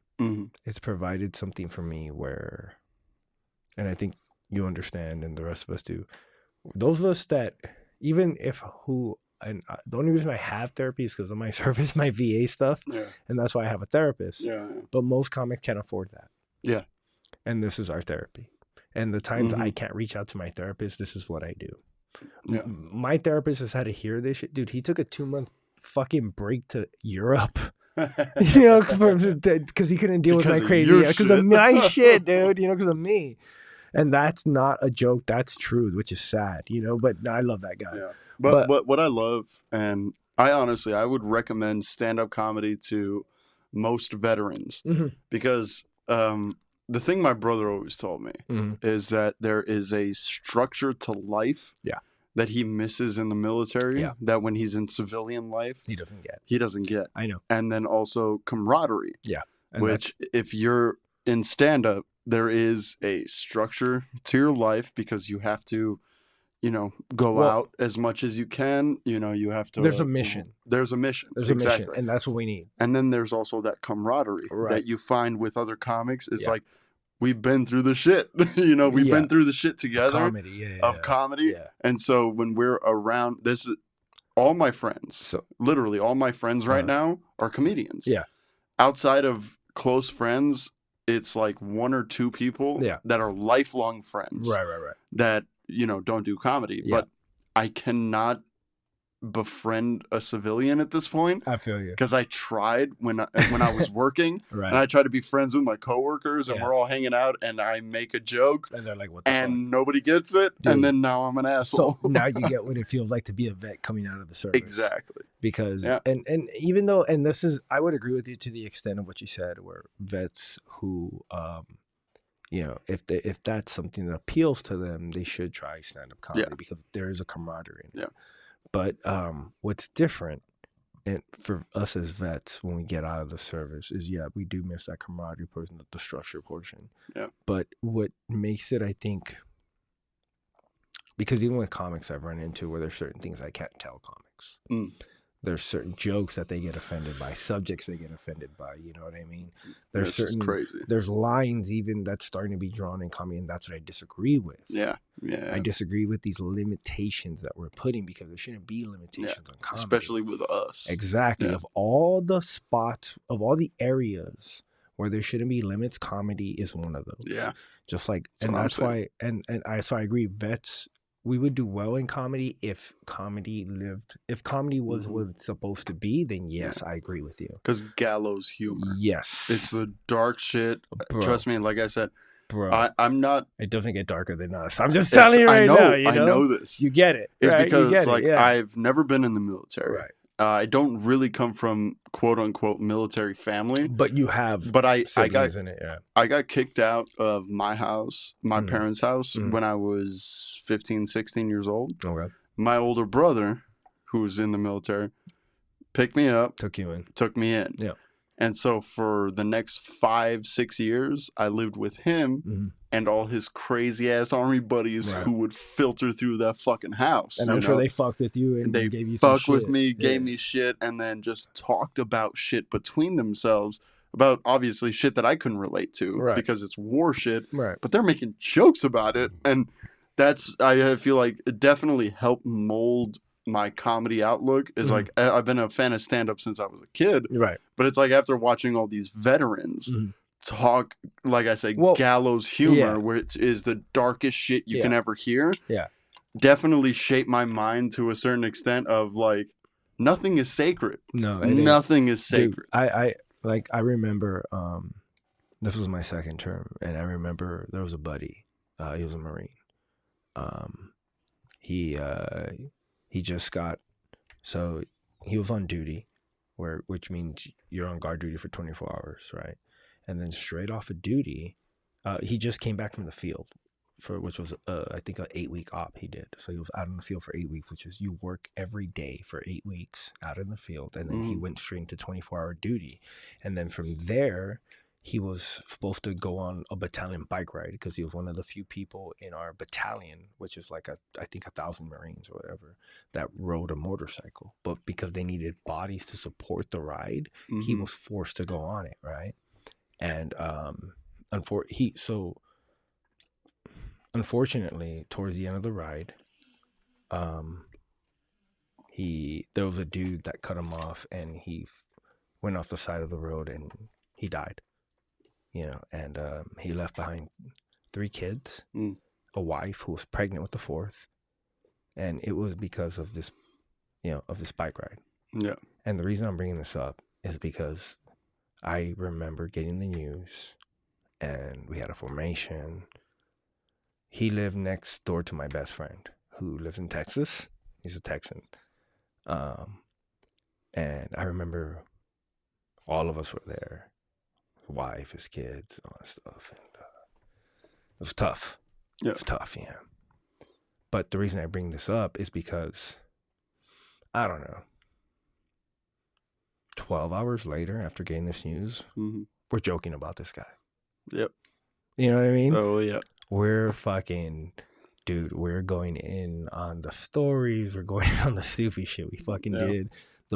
The fucking stupid, like, hanging out in the garage playing pool, fucking, you know that shit. For sure. You know? And it was those things, because I still remember when we went to his actual funeral, and his son, who was his oldest son, I think was like 4. I think it was 3 or 4. Yeah. And his dad's in the casket, and he's like, "Why won't my dad wake up?" You know how? Oh yeah. You know what I mean? Oh, I know. And we're in our uniforms, and we're not allowed to cry in uniform. We're not. So, dude, to hear a kid say that about, it's, dude, it's tough, bro. Yeah. And that same night, we're joking. Yeah. You know what I mean? That same night, for sure, because that's the only thing you can do. Yeah. That's the only thing you can do.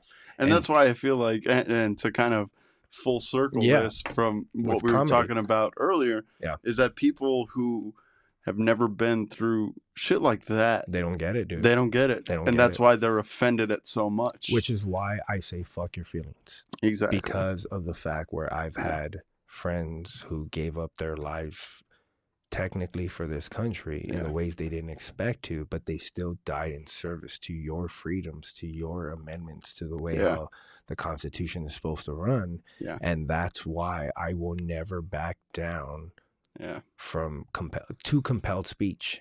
I will never back down to not supporting the people of this country, because I took an oath and that oath never expired. And it's because of my friends, and I wear stuff like this where it says, do not give to the war within. And veteran suicide. Dude, 22 vets a day kill themselves every day. And I've been one of those. I've almost been one of those 22 vets. So I get it. And this is why comedy's been an outlet, and that's why I agree with you. Vets should try, or if not, if they're not in a comedy, dude, acting, fucking shooting, fucking get into something. And not just vets, but people in general, bro. Addicts, fucking people that struggle, just trauma. Just trauma in general. We all have trauma. Get into fucking something, dude. Do something that benefits you and society. You know, and the best way I see it is if you stop giving a fuck about what other people think, and you just give a shit about what you are, and you be true to you, and you be true to the people around you, and you know what I mean? That's how you make the world better.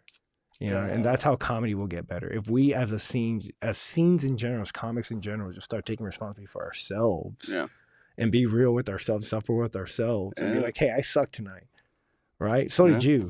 Let's get better, motherfucker. Exactly. You know, fuck your feelings. You fucking sucked, and here's how we could do better. You know what I mean? Like, and that's what I love about Vegas, dude.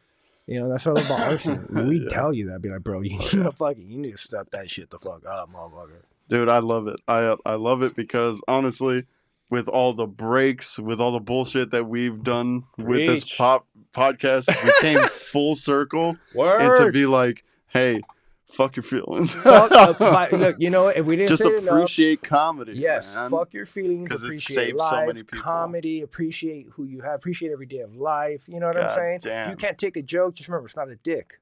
Unless you wanted to be me. Hello, you gotta. Hey, I took a dick for an hour and 45 minutes. Dude, you took a dick in second grade. You're a vet. Professional.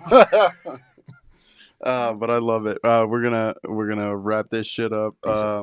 Give out any social media, because honestly, I got some followers on this podcast, but they're mostly in Colorado in Texas. Dude, I'm gonna be in Texas. Give out all your information. Okay, so I'm actually gonna be in Texas next year, early next year. I think January. I think that's what we're looking. January, February. Now I gotta check again. But check me out on Instagram, Not Your Typical Veteran, or Dick Salas. You can type it in there. Same thing on TikTok. Snapchat, Dick Salas Comedy, Facebook, Dick Salas, same shit. Just type it in. You'll see me. Google. I'm like the only Dick Salas comedian that pops up. But yeah, and then also check out the Court of Comics Instagram. That's the production, production company or crew that I run in Southern California. Shout out to Corey Baldwin. Shout out to Brett Miller. Mrs. KFIF. There's a bunch of other people out there who I would love to give a shout out to, but then this is going to sound like a rap video or award ceremony, you know? But I do want to say thank you for having me on your podcast, dude. Bro, I appreciate you coming on, man, because the last time we tried to do this, we were both hungover the next day, and then speak for yourself, motherfucker. Okay, I was hungover. No, I was hungover, but I was like, you know what? I can wake up and do it. I didn't do it. I hit you up. I told you noon, and then I hit you up at like 5 p.m. I was like, dude, this isn't gonna work. I'm too fucked up. I don't think you got home till noon. You know what I mean? Yeah. I was like, this is not gonna Vegas, happen. baby. That's Vegas, anyways. But thank you for having me. I appreciate you coming on, man. Anytime you're in town, you let me know. Hell I can bring you back, dude, Mrs. K. Like I said, you've been sitting here listening to all of our bullshit. She's just off camera, but she's been sitting here. I didn't know you were going to come through tonight, so that's the only reason why I didn't try to figure it out. That was a long story. But next time. Yeah, dude, next time you're in town. Check her out at Mistress K5. Honestly, she's the dominatrix of comedy, seriously. I'll put your information in the description, just like all of your links and shit. Yeah. But I appreciate you coming out, man. Thank you again, man. And when you come through LA, let me know, dude. Seriously. I will. And then, tomorrow, which I don't know when this is gonna be released because I have to edit it. Right. So maybe in a couple days I'll have this one released and I'll let you know. But tomorrow, so after this one's released to people who are watching, after this is released, the next week I'm gonna have Mark S. Johnson on the podcast. He's coming over tomorrow to record that with me. I love that motherfucker. He's one of my boys. Fuck yeah. Other than that, please go follow Dick Salas on all of his shit. Thank you, guys. Follow Mistress K on all of her shit, which is all in the link or the description. All the links are there. I don't know. Follow me on Instagram, _Hernandez_comedy. I'm trying to do more on my Instagram, but I always fucking Do it, yeah, dude. I'm so bad at Hashtags. You need a hashtag. What's the name of the podcast again? Whitest Mexican you know. Dude, you need to do like hashtag Miklo or something. You know what I mean? Hashtag Hashtag Miklo Miklo. podcast. Hashtag Miklo podcast. For sure. Anyways, So go follow everybody. Whitest Mexican, y'all. Yeah. Love this motherfucker. I love you cocksuckers who hang out and watch me every time I release a video. You guys have been loyal to me. I thank you. Keep supporting. Yeah, keep supporting. Support all the comics that I ever have on this fucking thing. Oh, yeah. And until next time, you dirty cocksuckers, I'll see you. Peace. Bye.